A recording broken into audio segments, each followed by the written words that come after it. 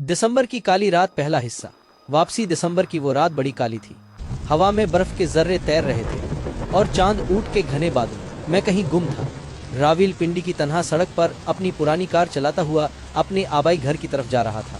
वो 10 साल बाद वापस आ रहा था। माँ की अचानक अदालत ने उसे मजबूर कर दिया था कि वो शहर की भाग दौड़ छोड़कर इस सुनसान इलाके में लौट आए। कार की हेडलाइट्स में उड़ती बर्फ के जर्रे जादुई मंजर पेश कर रहे थे, मगर राविल के दिल पर एक अजीब बोझ था। इस गांव से उसकी कोई अच्छी यादें वाबस्ता न थी। बचपन का हर धंधा इसकी तन्हाई और खामोशी में दब गया था। दूसरा हिस्सा। पुराना घर। जब वो घर पहुंचा तो दरवाजे पर कफल जमा हुआ था। पड़ोसी रहीम दादा ने बताया कि माँ को अस्पताल में दाखिल करवा दिया गया है। राविल ने फैसला किया कि वो रात यहीं गुजारेगा। घर में दाखिल होते ही उसे मिट्टी और पड़ी धूल की बूंदें घेर लिया। बिजली गई हुई थी, सो उसने मोमबत्तियां जलाकर कमरे रोशन किए। पुरानी अलमारियों, टूटी कुर्सियों और धूप में उड़ती धूल के जर्रों ने उसे माजी में पहुंचा दिया। वो अपने बचपन के कमरे में गया, जहां दीवार पर उसकी पुरानी तस्वीरें लगी थीं। एक तस्वीर में वो अपने अब्बा के साथ खड़ा था। उसके अब्बा इसी दिसंबर की एक रात लापता हो गए थे। पुलिस, रिश्तेदार, सबने कोशिश की, मगर वो कभी न मिल सके। तीसरा हिस्सा। परासरार आवाजें। रात गए जब राविल सोने की कोशिश कर रहा था, उसे अजीब आवाजें सुनाई दी, जैसे कोई नीचे की मंजिल पर चल रहा हो। उसने सोचा शायद चूहे होंगे, मगर आवाजें बार बार आती रही। एक दफा तो उसे यकीन हुआ कि कोई हिचकियां ले रहा है। वो चुपके से नीचे उतरा। मोमबत्ती की लुए ने लंबी लंबी परछाइयां दीवारों पर डाल दी। लाउंज में कुछ न था, मगर जब उसने बावर्ची खाने की तरफ देखा तो दरवाजे के पीछे से एक स्याह साया नजर आया। कौन है? राविल की आवाज कांप रही थी। कोई जवाब न आया। उसने दरवाजे को हल्के से धक्का दिया। अंदर कोई न था, मगर खिड़की से बाहर बर्फ में ताजा पांव के निशानात नजर आए। वो निशानात घर के पीछे जंगल की तरफ जाते थे। चौथा हिस्सा। जंगल का सफर। राविल ने गर्म कोट पहना और टार्च उठाई। उसके जहन में माँ की वो बात गूंज रही थी जो उसने फोन पर कही थी, बेटा वो आदमी फिर आया। वही जो हर दिसंबर की काली रात को आता है। पांव के निशानात उसे जंगल की गहराइयों में ले गए।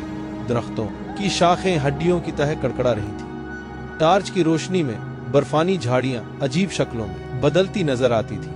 अचानक उसे एक कदीम मजार नजर आया। वो जगह उसे मालूम थी। ये वही जगह थी जहां उसके अब्बा आखिरी बार देखे गए थे। मजार के करीब एक शख्स काले लिबादे में खड़ा था। राविल ने टार्च उसकी तरफ की। आप कौन हैं? राविल ने पूछा। उसकी आवाज बर्फीले जंगल में गुम हो गई। वो शख्स मुड़ा। राविल ने उसका चेहरा देखा और चीख निकली। वो उसके अब्बा जैसा दिखाई दे रहा था, मगर उसकी आंखें मुकम्मल तौर पर स्याह थीं, जैसे दो काले पत्थर। पांचवा हिस्सा। राज। तो बड़े हो गए राविल। आवाज में वही शफकत थी जो राविल बचपन में सुना करता था। अब्बा, आप। लेकिन आप तो। राविल के पांव जमा से जुड़ गए। मैं मरा नहीं राविल, बस बदल गया। वो शख्स करीब आया। हर दिसंबर की सबसे काली रात मैं यहाँ आ सकता हूँ, सिर्फ एक रात के लिए। राविल ने पीछे हटने की कोशिश की, मगर उसके पांव बर्फ में फंस गए।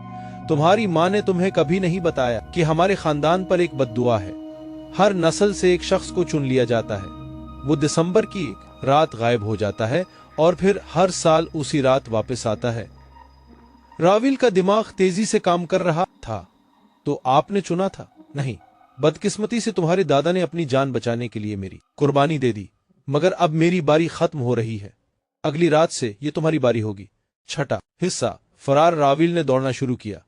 पीछे से उसके अब्बा की आवाज आई, तुम भाग नहीं सकते, ये तकदीर है। दरख्तों की शाखें इसके चेहरे पर लगीं। टार्च गुम हो गई। अंधेरे में वो ठोकरें खाता हुआ घर की तरफ भागा। जब वो घर पहुंचा तो सांस लेने में दिक्कत हो रही थी। उसने दरवाजे बंद किए, तमाम खिड़कियों पर ताले डाले, मगर जब वो बावर्ची खाने में पानी पीने गया तो आईने में अपना अक्स देखकर रह गया।